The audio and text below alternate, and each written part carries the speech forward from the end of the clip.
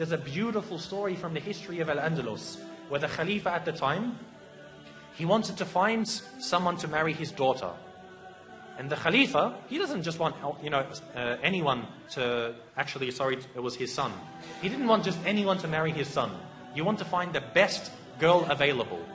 So he made a proclamation in the city of Cordoba. He said, if there is a family who has a girl that's of the age that's ready for marriage, meaning maybe 16, 20 years old, put a candle in your window tonight. And she's ready for marriage, and she has memorized the entire Quran. Put a candle in your window tonight. They said the entire city was lit up that night. The entire city was lit up because there were so many young girls who had memorized the Quran. So he said, Khair, my son can't marry that many women.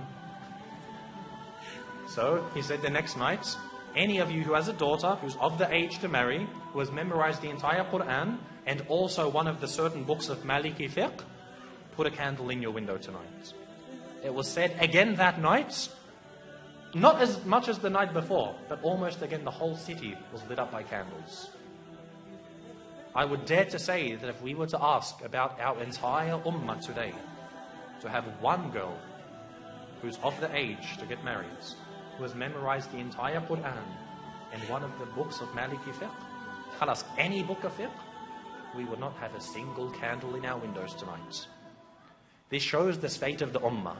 And this is a sign that we see when our women are educated, the ummah is strong. For the men to be educated, khalas, men are always going to be educated. They're always going to be needed. You're always going to need an imam. But the true test for the ummah is when the women are educated. You see today, most of our women, some parts of the world, the women can't even go into the masjids. They won't even have a space for them in the masjids, let alone educating them. You find, khalas, she knows how to cook and clean, perfect, mashallah, this is all we need. No, they must be educated. This is why Andalus, it was seen as a high time for the ummah to know about Islam. No, I'm not saying for her to go to university and study liberal arts and accounting. I'm talking about Islam. To come to the Islamic centers and to know her religion. We must have this because she is the one who is going to raise a nation. The husband, the father isn't there to raise the children. The mother is. If she doesn't know about her religion, what is she going to pass on? This shows how healthy we are. And the reality is in ummah today we are very sick.